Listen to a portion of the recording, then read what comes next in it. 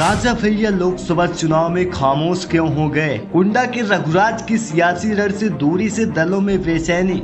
जनसत्ता दल के राष्ट्रीय अध्यक्ष और कुंडा विधायक रघुराज प्रताप सिंह खामोश हैं, लेकिन भीतर ही भीतर लोकसभा चुनाव में सियासी दलों की रणनीति पर पानी फेरने की तैयारी भी चल रही है। इस चुनाव में राजा भैया की चुप्पी समर्थकों को चुभ रही है।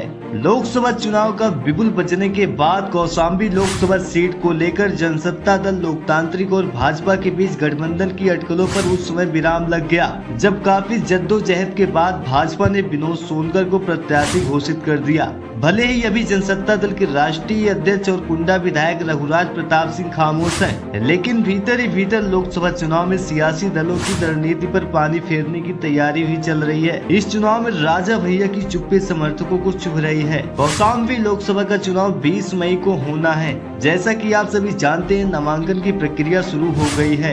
अभी तक सपा ने पूर्व मंत्री इंद्रजीत सरोज के बेटे पुष्पेंद्र सरोज को चुनाव मैदान में उतारा है। वहीं भाजपा ने तीसरी बार विनोद सरोज पर भरोसा जताया है। कुंडा और बाबागंज विधानसभा क्षेत्र में राजा भैया समर्थकों और सांसद विनोद सोनकर के बीच तनातनी जग जाहिर है। सियासी जानकारों के अनुसार राज्यसभा चुनाव में राजा भैया ने खुलकर भाजपा का समर्थन किया। इतना ही नहीं, उन्होंने सपा के कई विधायकों को भाजपा के पक्ष में मतदान के लिए बातचीत भी की, जिसके बाद अटकलें तेज हो गई थी कि जनसत्ता दल, लोकतांत्रिक और भाजपा के बीच कौशाम्बी सीट को लेकर समझौता हो सकता है। भाजपा की ओर से टिकट की घोषणा भी प्रतापगढ़ सीट के बाद भी नहीं की गई। इससे अटकलों को बल मिलता रहा। हालांकि भाजपा ने सारी अटकलों पर विराम लगाते हुए विनोद सोनकर को प्रत्याशी घोषित कर दिया। हालांकि इसके बाद राजा भैया